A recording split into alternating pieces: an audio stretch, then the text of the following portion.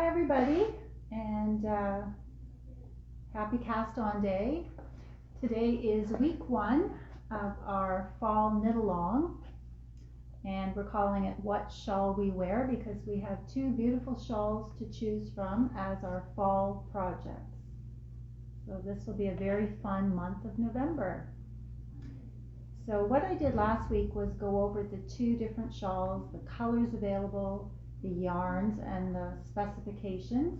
And for anyone who did not catch that video, it is in our events page, Fall Knit Along What Shawl We Wear.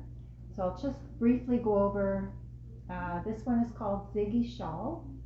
It's a 2-skein project featuring wool local, which is a light fingering weight pure wool that comes from Yorkshire, England. So all the wool, the fleece, is grown and milled within a 50-mile radius, and it's a combination of Masham sheep fleece and Blueface Leicester. So you're getting the best of both fiber worlds. So that is knit on a 4mm circular needle. The pattern is designed by Hoki Locatelli. Many of you will recognize her as one of our top designers worldwide. And the shawl is a triangular shawl, nice and large, and it is knit from the top down. So it's encompassing garter stitch rows and lace panels, so yarn overs, SSKs, and so forth. So that one, unfortunately, we have sold out of the original color, the rose, but we still do have the natural beige, the blue denim, and the dark navy, which is a mixture of black and navy together. So the size of that shawl will be finished at 80 inches by 32 deep. So it's a really nice, cozy shawl. I can hold it up so you can see it a bit better.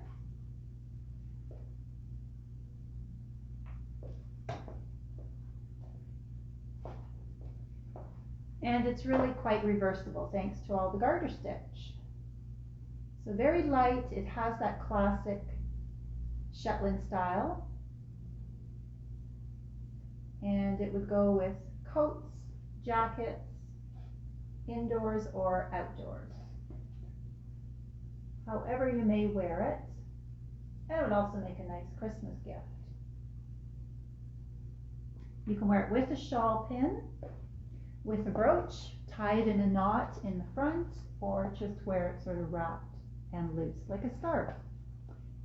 So that is everything I want to tell you about the Ziggy Shawl. And then the second shawl in our knit along that we've had to choose from is called the Art Deco Fan Shawl. That one is modular knitting. So modular knitting is creating motifs or shapes, and then you're building on the original one. So we would start front and center with one motif, fan shaped of course. Notice the lovely fans for inspiration. And then you're picking up stitches and knitting the second and building up. So from bottom up to the top, and then you have a final cast off row. That's knit on a 4.5mm needle. You can use very short needles, 10-inch, or even 2 of your double pointed with stoppers on the end. You can use a short circular. You do require a long circular for the final row of the shawl, but all these little motifs are worked in very small areas.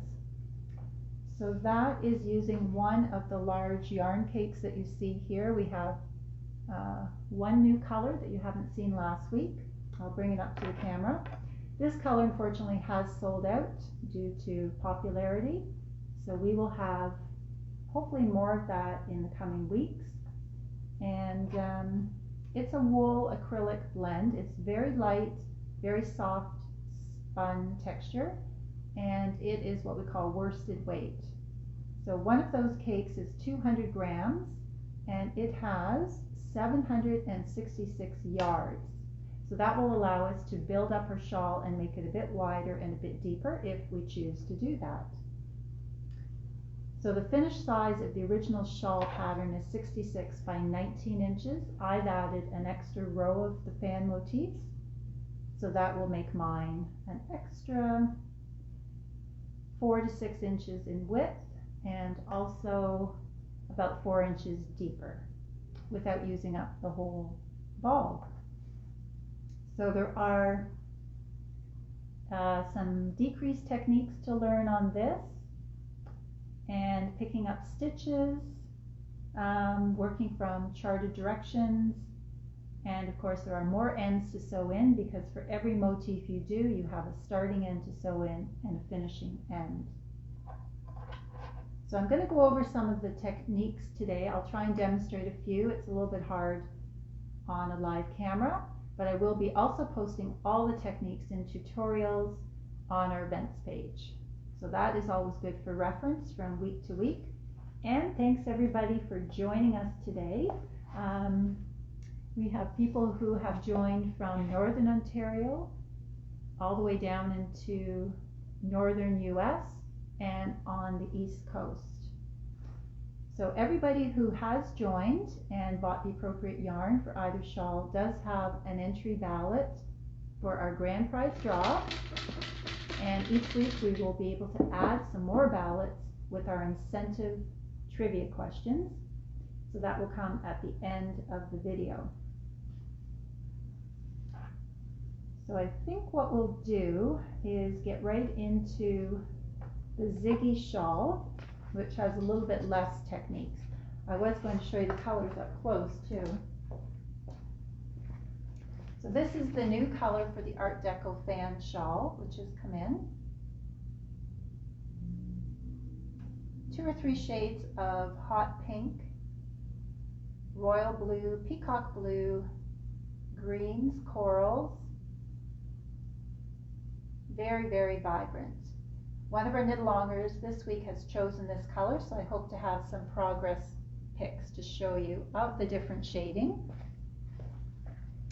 And then we still have the pretty blue-green, which has been popular as well. So you've got shades of denim, cornflower blue, navy, indigo, green, and gray.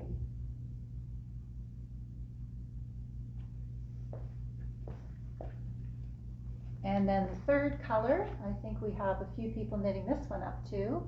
That has pretty dove gray shading into medium gray, green, turquoise, coral, yellow,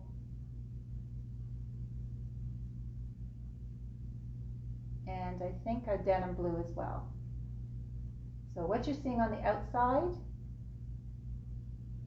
is the gray, but there are lots of other colors hidden underneath.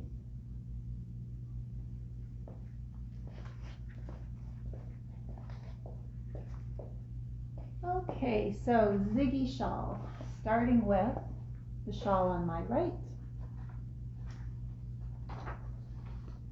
So it does require 465 yards, so 2 of these skeins will be just enough to cover that yardage. And I have started with the beginning technique. It's called a garter tab. And for anyone who has not started a shawl with a garter tab, you'll see it on a lot of different shawl designs. It's quite common now. And the reason they start with a garter tab is so that when you're casting on the top of the shawl, you don't get a little dip or U shape right in the center above the center spine. So I'm just going to show you that technique up towards the camera. They want us to start with casting on 3 stitches. Very, very tiny. I don't even know if you'll be able to see. That's how small it is. Mini, mini tab. So we were to knit 6 rows in garter stitch on those 3 stitches. So this is the full garter tab. And now the designer is asking that we pick up along the side edge, the left side, 3 stitches. That is just picking up 1 stitch and knitting it through the edge of every little ridge or little bump at the edge of the row. And then we're picking up and knitting the original 3 stitches that were cast on. So in essence, we're just doing a U shape. We've got 3 at the top. We're going to pick up and knit 3 at the side and 3 at the bottom. and then you're ready to start. It's not the sort of thing that has to be done perfectly. I mean, if you're picking up 3 stitches along the side edge and you feel that you're not getting into the right little ridge or bump, don't worry, it's not going to show. And then you're ready to start your setup rows where you're placing markers. Very important to have your markers. And then you're also starting into the increases. So in the Ziggy Shawl, they're asking for a make one right and a make one left. Again, these are 2 very common increases in most of the shawls that we're knitting nowadays. We don't have them in this one because it's a different technique, but most of the triangular or wedge shaped shawls, you will be doing make one right, make one left. So I'm going to link the 2 different techniques in our events page, so it's a little bit easier to see on a stable camera. And then the only other technique that you'll have to be aware of, I think on the Ziggy Shawl, would be the, oh, one good thing about the designer is they did give a choice of written directions for those who like to follow lace work row by row, and also the charted direction. So some of us like more of a visual lace pattern, which would look like this. So you can clearly see your yarn over symbols and your decrease symbols. And some of us like the written directions. So really it's whatever works best for you. Don't feel that you have to suddenly learn to read a chart on this pattern. For this particular one, the Art Deco Fan Shawl, you have no choice. I'm very sorry, but you will have to follow a chart. And that might be a good learning experience for some of you. Because it is like following a picture, you can see where you are and relate it to the stitches on your needle. And for those who have always followed charts, then it really doesn't make a difference. Now, I think there was another decrease. Yes, there is another decrease method. 2 different decrease methods on the Ziggy Shawl. Some of you may not know about SSK. SSK is the American version of our British Canadian slip one, knit one, pass slip stitch over. So you can do that if you're used to doing that, or if you prefer the American method, SSK is slip one knitways, slip one knitways, so that's 2 stitches, and then we put the 2 stitches back to the left needle and we knit 2 together through the back loop. There are more steps involved if you do the SSK, but the end result is identical. So that is going to happen quite a bit. Every time you do a yarn over in the lace section, you'll have to do an SSK to keep the same stitch count. Now the other terminology is the S2KP. So that is a double decrease. And that's quite an easy one because we're just slipping 2 stitches knitways at the same time. So we slip the next 2 on the left needle, then we knit 1 stitch from the left needle and we pass the 2 slip stitches over. So that makes a very sort of central decrease. It comes to a point in the front and you've gotten rid of 2 stitches. That will happen probably, it looks like every 3rd or 4th row. The other good thing if you've chosen the Ziggy Shawl is that all your wrong side rows will be purl. So you're on the lace section, so you're only concentrating on doing yarn overs and the decrease on the right side rows. Also important to note that if you have not followed charts before, charts are to be read. I have to find the Ziggy chart. Charts are to be read right to left if you're on a right side row, left to right if you're on a wrong side row. So most of the charts will be numbered for you, but you may find it easier just to put a little arrow until you get used to it. So you can see row 1 is on the right hand side, so that means you read the chart right to left. Row 2 is on the left-hand side, which means you read the chart left to right. That's exactly the way you're knitting. Right side rows, we knit right to left, wrong side rows, left to right. So you may find it easier just to write with a pencil a little arrow and maybe put RS for right side row. And then on this directional row 2, all the even number rows, you can put an arrow pointing to the right and put WS wrong side row. It's just a gentle reminder, and when we're knitting, it's always nice to have all the extra little notes that we can think of.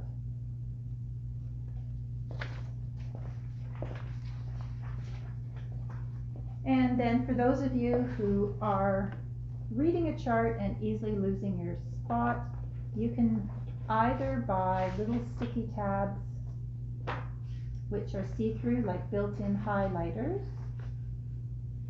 and they will be a perfect way to read one row at a time, and then you can unstick and put it up to the next row.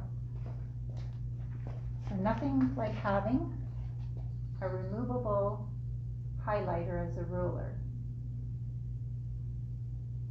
Those you can buy at an office supply store or a dollar store. You get hundreds of strips on a little card. And if you like something that will support your pattern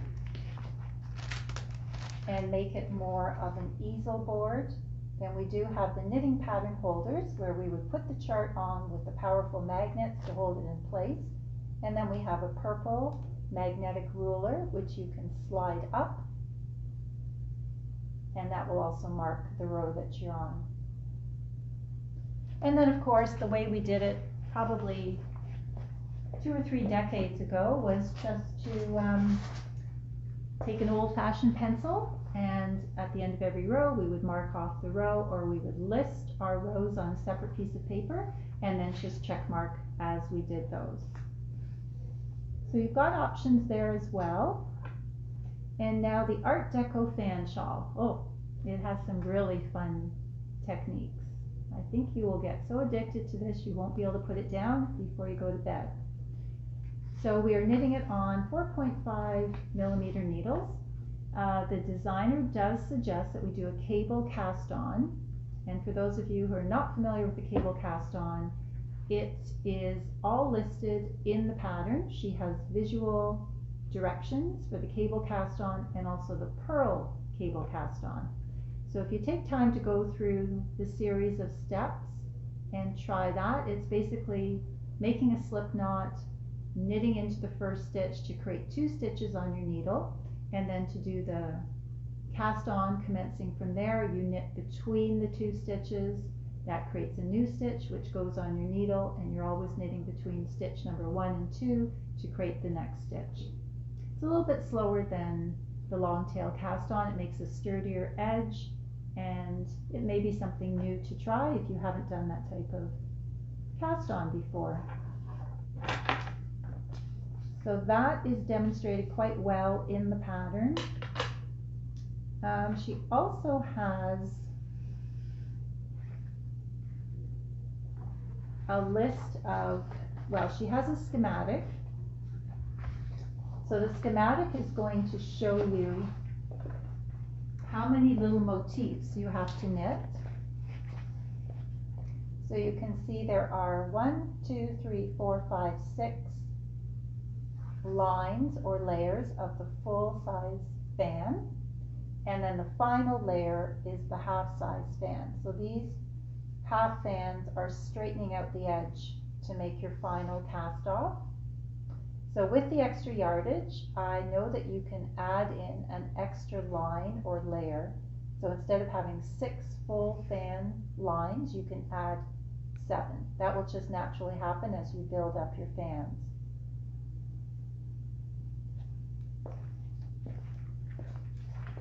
So that is her schematic, and then she has listed the instructions for each of the motifs.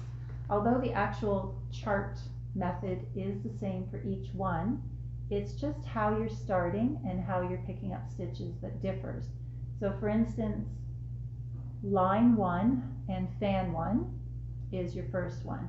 So you're actually casting on all the stitches at the bottom and creating one single fan that looks just like this. It's almost like a little mini skirt for a doll. It is so precious. So there is my 1-1. So that is fan number 1, line number 1.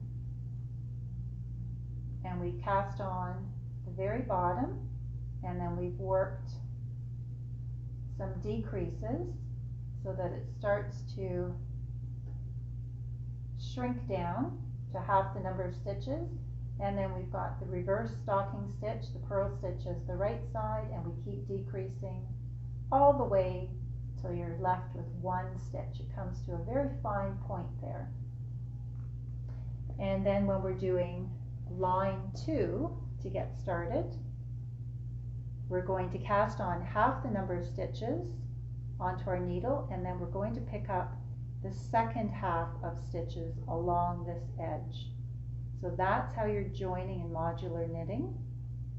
And then when we're doing line 2, shell number 2, we're actually picking up the stitches on this side first and then casting on half the number of stitches to give the full number. It's all written down step by step. If you go slowly and try to clear your mind, you'll find it really fascinating. So I will show you now where you should be picking up the stitches on this edge. For line 2, with my 4.5 millimeter and a little bit of yarn.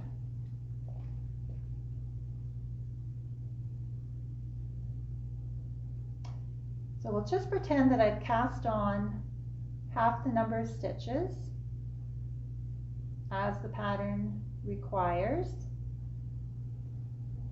And for demonstration purposes, I've just cast on 3. So from those 3 stitches, I'm going to go 2 bars in from the edge. And I'm going to start at the very bottom right corner of the fan. And I'm just going to knit 1 stitch through in every single space along the edge. So that means I always go under 2 bars all the way up to the top. The fan motif is built in a way that you cannot pick up too few stitches. So I just keep adding stitches along the edge, just like you would pick up around the neckline of a sweater, the border of a blanket, or even along a sock heel. It's a nice straight little lane, and you just do not want to go in too deep so that you interrupt this knit stitch. We're picking up under the edge stitch in between the 2 stitches that were knit at the beginning of the row. So we will pick up 1 all the way to the top, and then the very center stitch, that very point, we leave that empty. That will be picked up when we get to line 3, and we're creating shell motifs that build up from the point. Okay, so just continue picking up all the way to the end and stop right about here. That should be your last stitch. That center stitch is reserved for the next line of fans.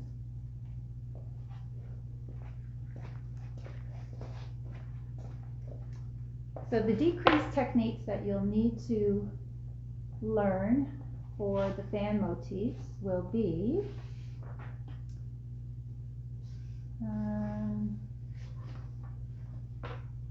the SSK, which you will probably have known for this particular pattern, and the SSP. So the SSP is also a slip 1 knitways, slip another stitch knitways, and then place the 2 stitches back to the left needle and purl 2 together. So it's very much like the SSK, but you are purling the 2 together, and that is demonstrated at the top point of the motif where we are using all purl stitches on the right side of the work. And then there is an SSSK, so that's a triple SK. That is a double decrease, so it's exactly the same as the SSK, but instead of just slipping 2 stitches knitways, we're slipping all 3 stitches knitways onto the right needle, transferring them back onto the left needle, and then knitting all 3 together through the back. So that will be your final little bind off at the top. We've gone over that you have extra yardage so that you can add an extra line to the shawl to make it deeper and wider. It's always a nice extra. And then I'm just going to show you what the chart looks like so you get an idea of how to follow it. So the chart is actually encompassing 1 page and then a 2nd page. And you'll see that the stitch numbers overlap. So in the real world, we would have a piece of paper that was wide enough for the whole chart. If you get creative, you can always cut the chart to the dark line and then overlap it on the 2nd page and maybe tape it or glue it into place. And then you can read your full chart as 1 page from stitch 1 to stitch 51. So the upper chart is for the full fan motifs. The lower chart is not used until the final line of the pattern, and that's for the half fan motifs. So this particular pattern has the numbered stitches along the bottom, so it's easy to count for reference, and you'll notice there's a lot of negative space up here. That is representing that there are no stitches. So you're concentrating on the white squares, which are knit stitches on the right side, purl stitches on the wrong side, the medium gray with the bars in between. Those are purl on the right side, knit on the wrong side. So you're only concentrating on the white squares and the gray squares. All the dark negative space is just representing that those stitches have now been decreased and your chart or your motif is now pinching itself together. So we have the symbol for the SSK, and we also have the symbol for knit 2 together over here, and then in the light gray we have the symbol for the SSP. So SSP and purl 2 together. And just at the very, very top, we have the SSSK symbol. So there is a listing of symbols and what they mean on the next page. I just wanted you to be aware that the dark space does not represent stitches. And also that there are arrows, again, to show you which direction to knit. So all the odd number rows are right side rows, and all the even number rows shown on the opposite side of the chart are your wrong side rows. This particular chart will have you casting on or picking up stitches as I've shown you as row 1. So when you start to follow the chart, you're starting on row 2, so automatically you have to get used to starting each fan motif on the base row as row 2 and a wrong side row. That's something that catches us by surprise, even the most seasoned knitters. Okay, so those are all the basics. We'll go over a few more. We've got the Picot cast off coming up in week 3 for the Ziggy Shawl. That will be your final cast off. And we'll talk a little bit about color placement next week. I don't think that's something you really have to worry about right away. The main thing is just to knit the first fan motif, get a feel for what's required, get comfortable with the chart, get comfortable with the yarn, let the colors happen on their own, and then you'll start to be building up to your right. So you'll be casting on and picking up stitches, finishing a motif, casting on, picking up stitches, finishing a motif. Once you've got a few of those in place, then you can start to switch to the other side, which is picking up stitches first and then casting on the second half. I think if you start to go back and forth too soon, you'll get a little bit confused.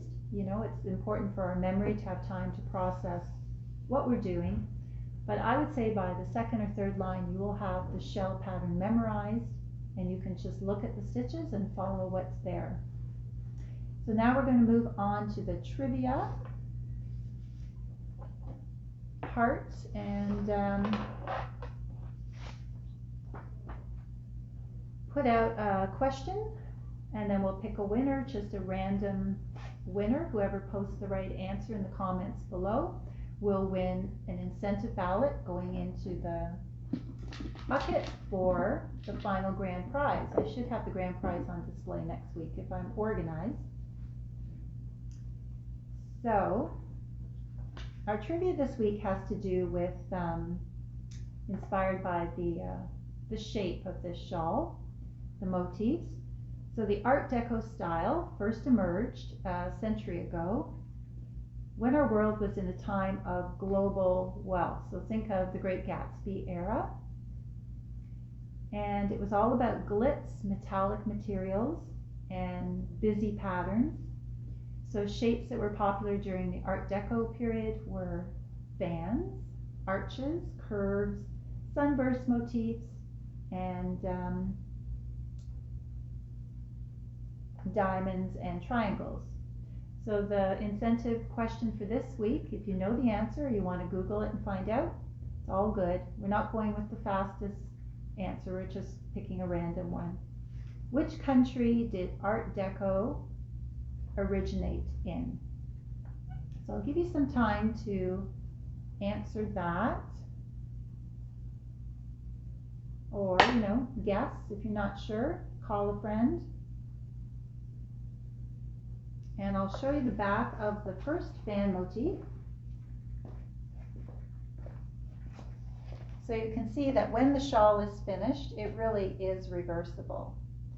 So this is the wrong side of the work, where you're going to see more knit stitches represented.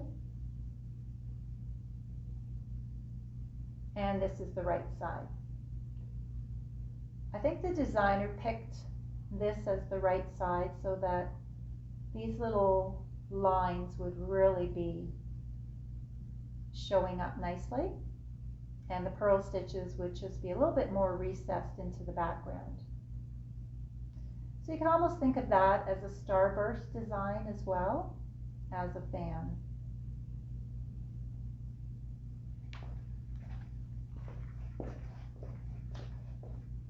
Okay, so I think I've taken up enough of your time today. I'm sure you're happy to, or anxious to get stitches cast onto your needle. It's a lot to take in the first week, and for me just to be explaining it to you in front of the camera. But I think if you take time to read through your patterns slowly, feel free to ask questions in the comments or on the events page. And I will post all the necessary tutorials for you to reference, to do with increasing, decreasing, any of the techniques that we've mentioned today, and that will give you a little bit more to gather into your technique library. So thanks everybody for watching. I'll be back next Friday at 4 p.m. and hopefully I'll have a few pictures to post during the week. Maybe some of you will take time to post your works in progress on the events page so we can see how the colors are working up. I know we had somebody today working on the darkest shade in Ziggy, and somebody was just casting on in this bright rainbow color for the Art Deco fan. So we'll see how much progress they get on their needles and if they can post a picture. Enjoy your weekend.